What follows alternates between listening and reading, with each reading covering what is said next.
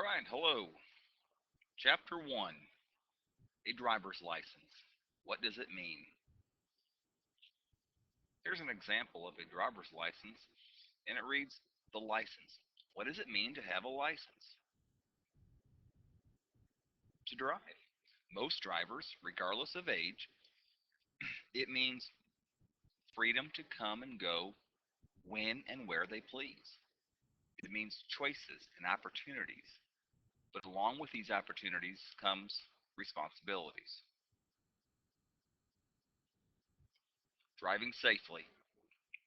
Driving safely is a complex and often demanding task, even for experienced, skillful drivers. To drive safely, drivers must monitor traffic and traffic control devices while observing and anticipating the actions of other drivers, pedestrians, cyclists, and animals. They must know and comply with traffic regulations and control their vehicles under all types of weather and road conditions. In addition, drivers must search for and obtain information from frequently changing environments, decide how to effectively respond to various situations, assess the consequences of alternative responses, initiate action, make adjustments as necessary, and constantly repeat the process to minimize risk. Good habits. A skillful, experienced driver performs these steps as a matter of habit, minimizing the need for corrective action. Fortunately, not all driving is done under conditions that require advanced driving skills or a constant, intense level of action.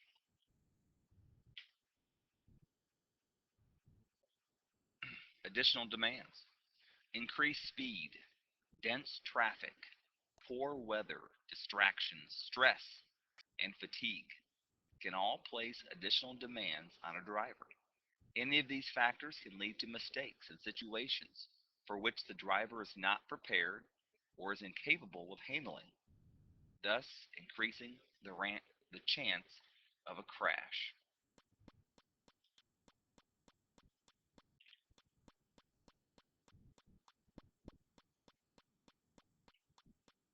Driving experience and risk. It does not happen overnight. Consider the demands placed on today's drivers. Completing a driver education course and obtaining a driver's license does not mean a driver will drive safely. A license indicates only that the individual has demonstrated basic knowledge and ability needed to control a motor vehicle. Research shows that, on average, it takes a new driver about 5 years to develop the driving ability demonstrated by the average driver. In fact, nearly half of all new drivers will either be charged with a traffic offense or be involved in a collision during their first 12 months of driving. Many of these collisions will result in injuries or fatalities. The facts about teen driving. The facts. Each year, approximately 40,000 people lose their lives in motor vehicle collisions, which is equivalent to two jumbo jets crashing each week. Additionally, traffic crashes are the number one killer of young people between ages 15 to 20. Nationally, more than 3,500 teenagers die in motor vehicle crashes each year. Of those, more than 60% are not wearing safety belts.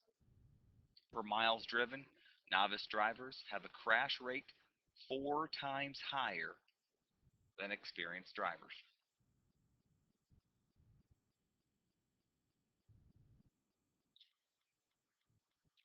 Primary crash factors. The data. An in-depth review of 2,000 crashes involving 16 and 18-year-old drivers in California and Maryland revealed the top errors committed by these drivers and showed that 16-year-olds had a crash rate 2.6 times higher than 18-year-olds. The table below highlights the 10 errors most commonly committed in crashes involving 16-year-olds.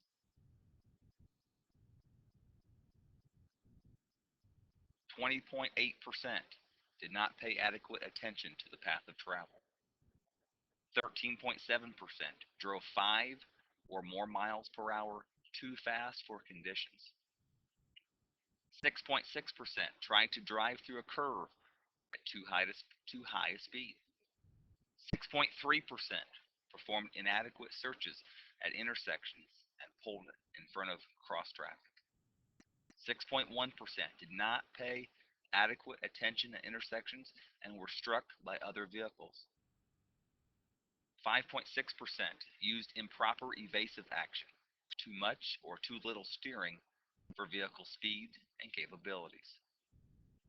3.9% failed to maintain a sufficient visual lead.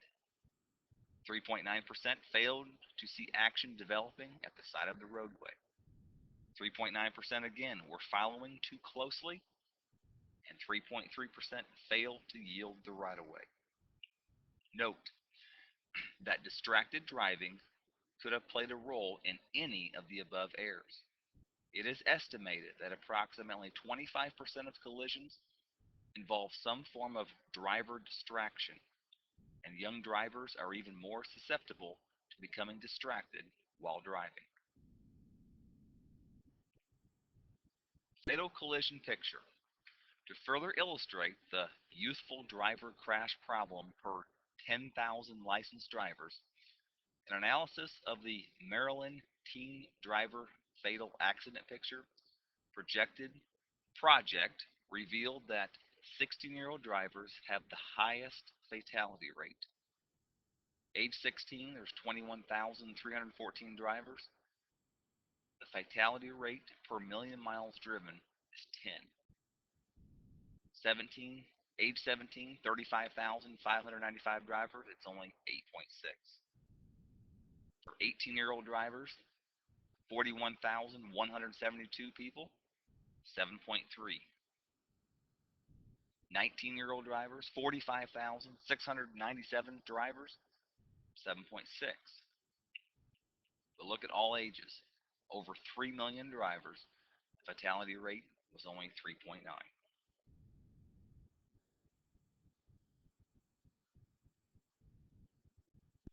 Judging risk. One of the major differences between new and experienced drivers is the ability to judge the level of risk, the chance of injury, damage, or loss associated with a driving situation.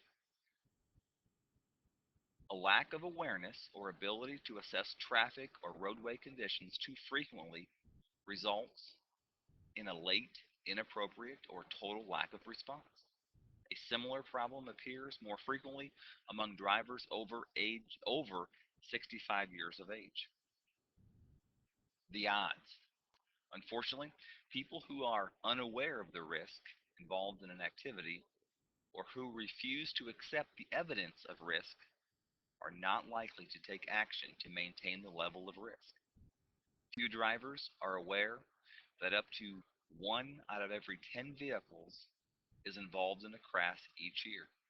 In fact, more than 30% of drivers believe the odds of being involved in a crash are less than 1 in 1,000.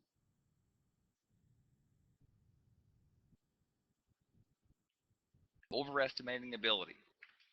Another factor influencing crash involvement is gross overestimation of one's driving ability. About 85% of all drivers rate themselves as better than average, with a lot of control or almost total control over their vehicles. Even drivers who have just received their first license rate themselves as good drivers, capable of handling any situation. This overconfidence may negatively impact a driver's ability to assess the true risk in any given situation. Because of this perceived superior ability, more than 90% insist that if they were involved in a crash, the crash would be due to someone else's driving error, something wrong with the vehicle or roadway, or just plain bad luck. In reality, Driver error causes more than 90% of traffic crashes. Guidelines. Although it is nearly impossible to determine with complete accuracy the level of risk in specific driving situations, there are guidelines that can help you assess risk more accurately and determine a more appropriate response. A driver who is effectively manage who effectively manages risk will always follow these guidelines while driving. Consider the change, I'm sorry, consider the chance or possibility of a dangerous situation developing. Identify possible alternative actions and consider the consequences of each. Prepare to change speed or change direction to manage or control the situation.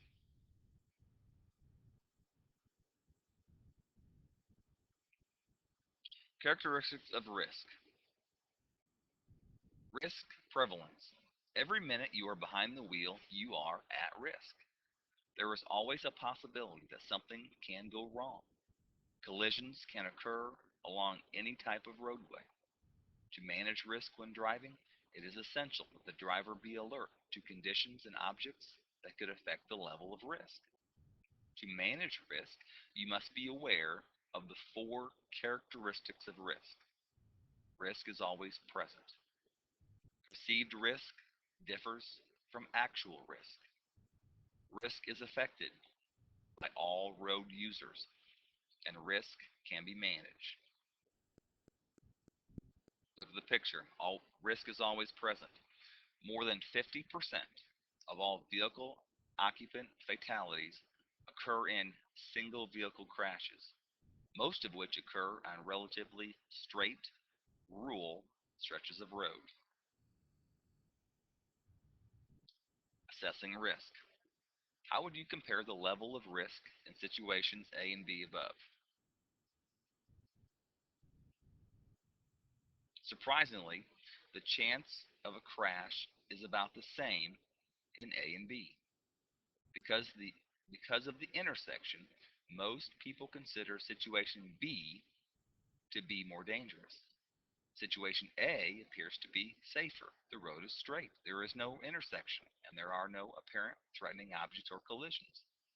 However, more than 50% of all vehicle occupant fatalities occur in single vehicle crashes, mostly on relatively straight, rural stretches of roadway.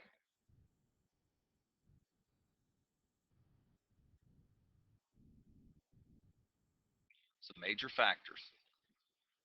Even situations that appear to be risk free do involve risk, do in fact involve risk. Drivers usually recognize that there is some additional risk associated with an intersection, but few perceive the actual risk when driving on a straight, narrow country road. Assumptions of low risk, lack of perceived threat, and reduced attention appear to be the major factors that contribute to risk and consequences in situations of this type. In this case, drivers can become complacent and underestimate the actual risk involved. Running off a straight roadway. This type of crash most frequently involves young drivers and drivers over 65 years of age.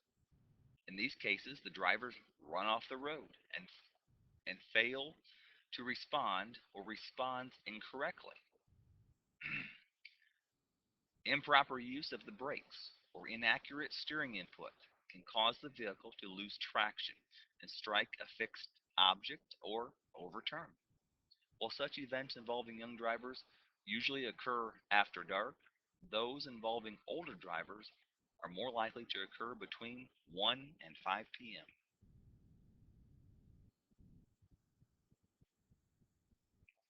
Perceived risk differs from actual risk. Whenever visibility is limited, be alert and respond to the risk by adjusting your speed, position, and visibility rather than driving blindly into a crisis situation. Blocked vision. How would you compare the level of risk in situations A and B above? When viewed from the driver's perspective, the chance of a crash could mistakenly be perceived as about the same in A and B.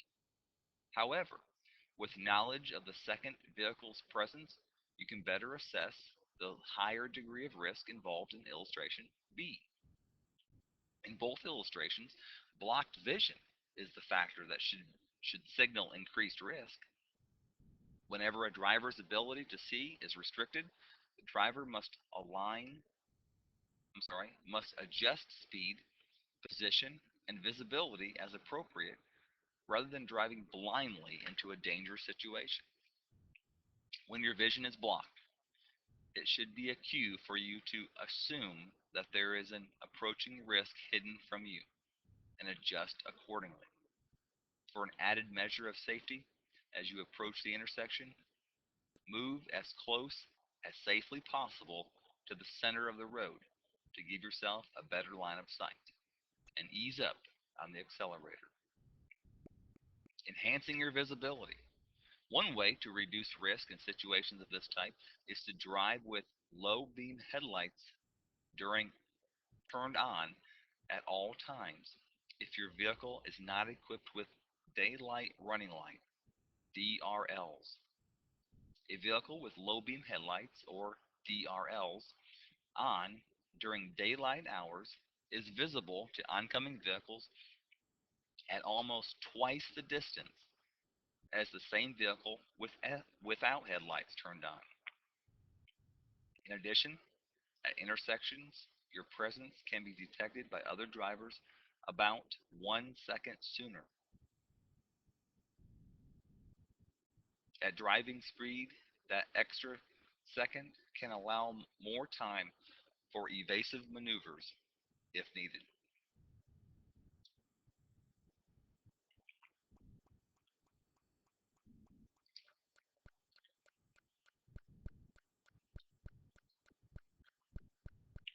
Risk is affected by all roadway users. All road users affect risk. Depending on their actions, roadway users can increase or decrease risk for themselves and others and other road users. The actions of all roadway users, pedestrians, bicyclists, or drivers, affect all other users.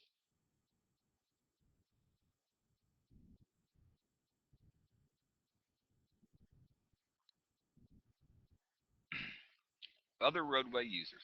How would you assess the level of risk in situation A? How about in situation B? Depending on their actions, the other roadway users can increase or decrease the level of risk for others. In situation A, the pedestrian could dart across the roadway into your path of travel. Also, the other driver might not see you and try to turn left across or turn right into your path of travel. In situation B, the vehicle approaching from the left may attempt to turn left in front of you. Also, the vehicle parked on the right could enter traffic in front of you. Both instances, driving with headlights on, easing off the accelerator, sounding the horn in a friendly manner, and flashing your headlights could help minimize risk to you and the other roadway users. The safest approach to driving is to automatically assume that other roadway users will always take the action that puts you at the most risk.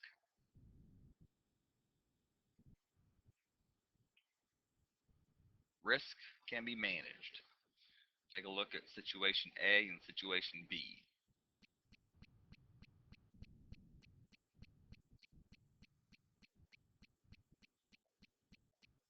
Situation A is best managed by slowing to avoid meeting the pedestrian at the same time you meet the oncoming car. If the pedestrian steps into the roadway as the oncoming car approaches, you will want enough space between you and the pedestrian to be able to stop or turn the vehicle if you need. if you need to.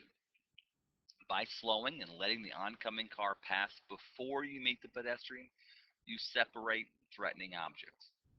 In addition to slowing, you can also sound your horn and flash your headlights to alert the pedestrian and the other driver of your presence.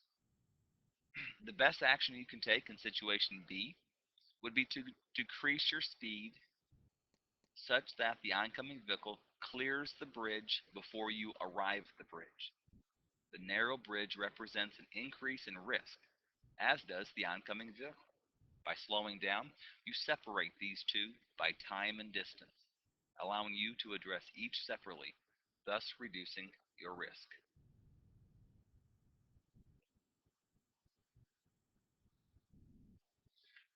Risk management techniques.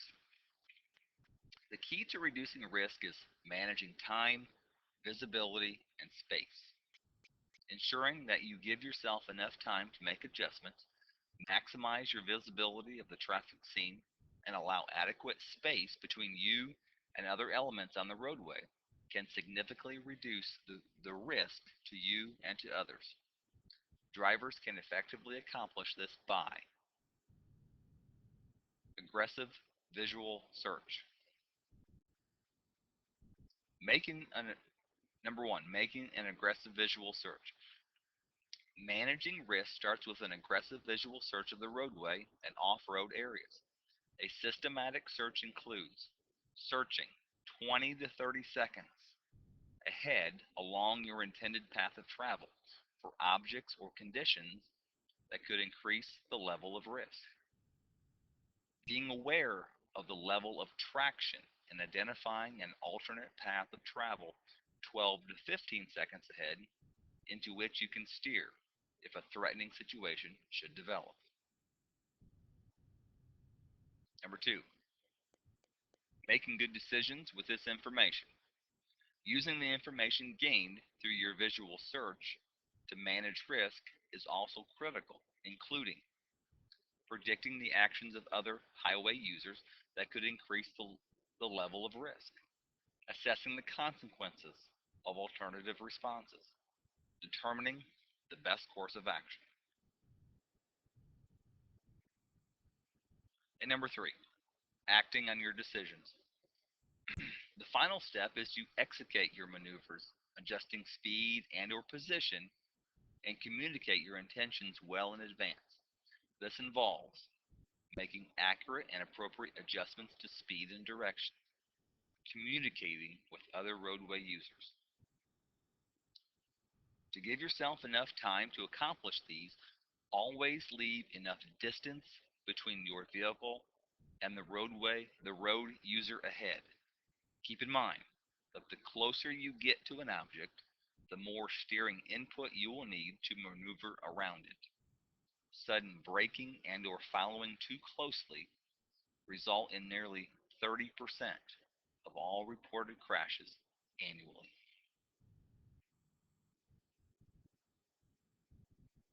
The licensing process. Graduated driver licensing and risk. What is graduated driver licensing? GDL.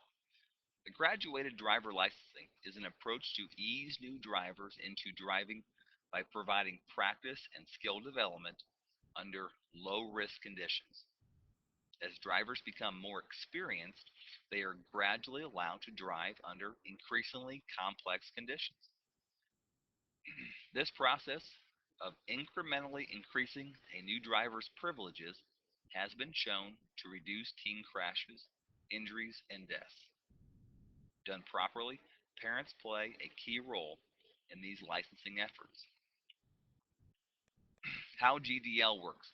GDL programs are designed to help beginning drivers by promoting the development of basic knowledge and skills.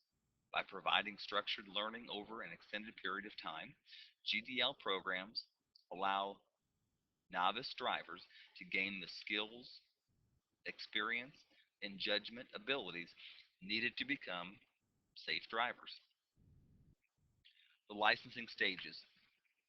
Nearly all GDL programs go through three licensing stages: a learner's permit, an intermediate, probationary, or provisional license, and an unrestricted full license.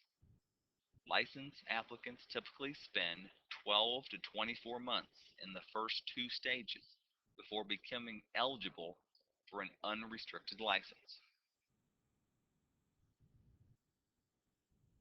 The learner's permit. States generally require new teen drivers to hold a learner's permit for a period of 6 months to a year, although the permit itself may be valid for much longer. During the learner's permit period, the new driver typically must enroll in an approved driver education program and practice basic driving skills under the supervision of a licensed instructor or adult licensed driver. Applicants may drive only when accompanied by an adult licensed driver, and no other passenger can be in the front seat. Some states restrict learner's permit drivers from having any additional passengers or from driving at night. Many states and provinces require novice drivers to practice driving for 50 or more hours with a parent, guardian, or adult mentor before they can be tested for an intermediate license. Also, learner's permit holders must remain free from moving violations and at-fault crashes for several months or more before moving to the next stage. In many jurisdictions, the permit holder must restart the required learner's permit period for any conviction of a moving violation or at-fault crash.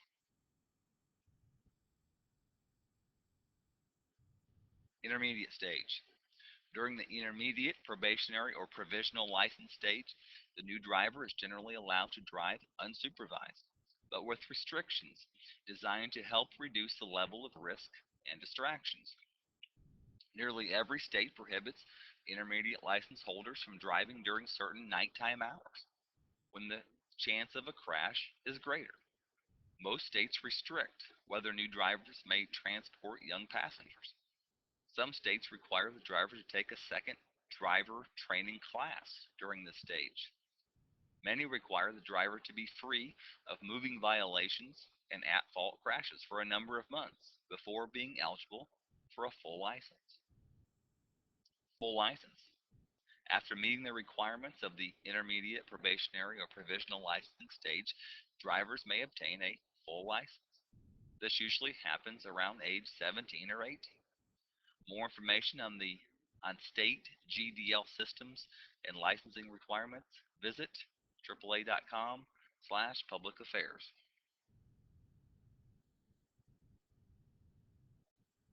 How can parents be involved? A matter of communication. For driver training to be effective, parents and teens must communicate with each other. Be sure to adopt a parent-teen driving agreement, emphasizing that driving is a privilege and review the agreement together periodically. Be a good role model. Also important is to be a good role model as a parent. Behavior is learned, not innate. Parents and teens both commit to, to safe driving behaviors and can help reduce risk for all drivers in a family.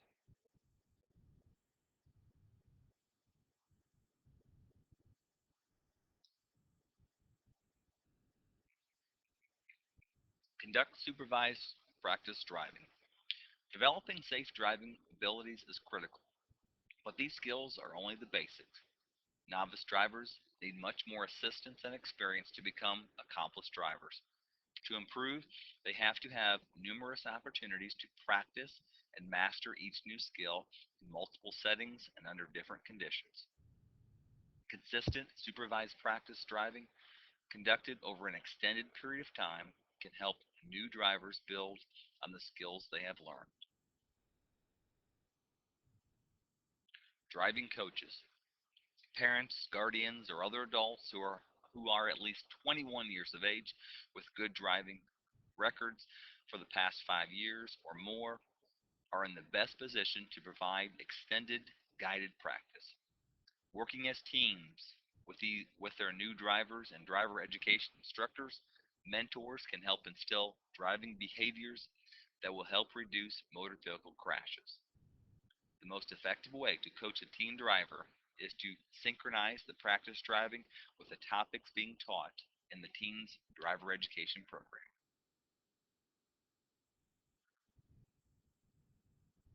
Tools for driving coaches. There are several programs available to help the mentor make supervised driving sessions more productive and less stressful.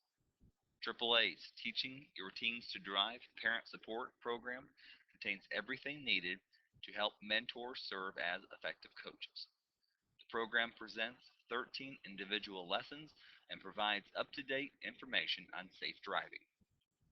It is important to be aware that more than one session in the vehicle may be required before the new driver demonstrates an acceptable level of performance for that lesson.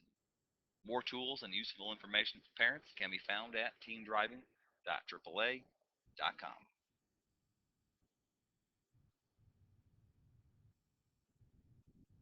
To make the most of each practice sessions, here are some helpful hints for the adult coach.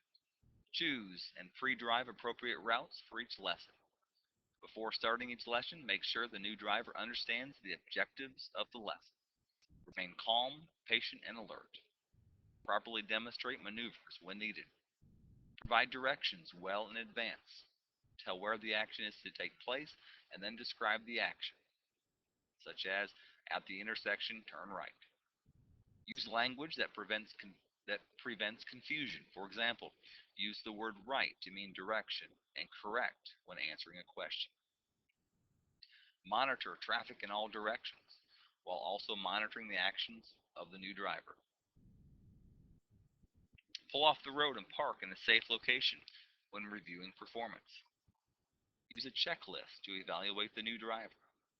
Use commentary driving, a technique in which the new driver verbally describes what he or she sees ahead, along or adjacent to the path of travel that could require an adjustment of 1. Speed and or 2. Position. This technique helps the mentor gauge the driver's ability to perceive the full traffic scene and to anticipate actions.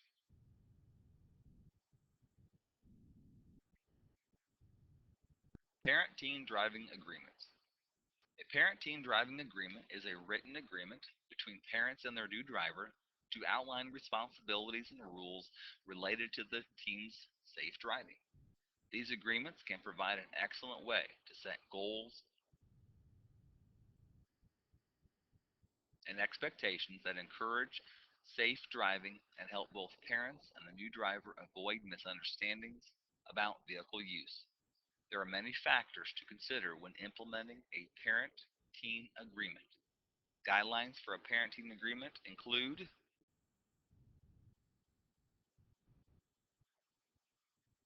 adopting restrictions appropriate for the family, such as avoid high-risk driving situations during the initial months of solo driving, e.g., example, adverse weather, congested traffic, unsupervised long trips. Limit all nighttime driving and gradually allow limited amounts as the new driver progresses. Prohibit the use of alcohol or other drugs by the driver or persons in the vehicle. Require all vehicle occupants to wear safety belts at all times. Restrict the number of teenage passengers in the vehicle. Never driving when fatigued, angry, or upset. Acting promptly if there is an infraction of the agreement. Be firm but gentle. Being consistent when applying consequences for infractions and not negotiating consequences that have already been established in the agreement. Being positive. Focus on the new driver's safety and welfare as a main concern and reward responsible behavior. Parents and the new driver share the same goal, helping the teen become a safe, responsible driver. To obtain AAA's parent-teen driving agreement, visit AAA.com/public affairs.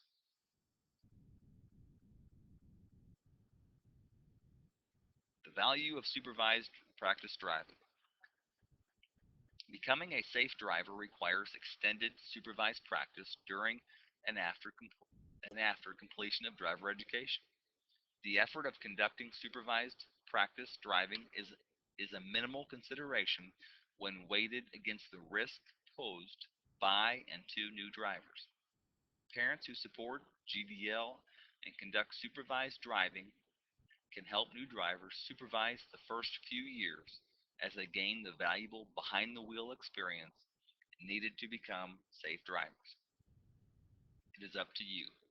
The material in this chapter has been designed to help you assess and manage risk when driving. How well you apply the information is up to you. While it is impossible to completely eliminate risk in driving situations, there are ways to reduce it. Always remain vigilant for potentially risky situations and adjust your speed and position as needed.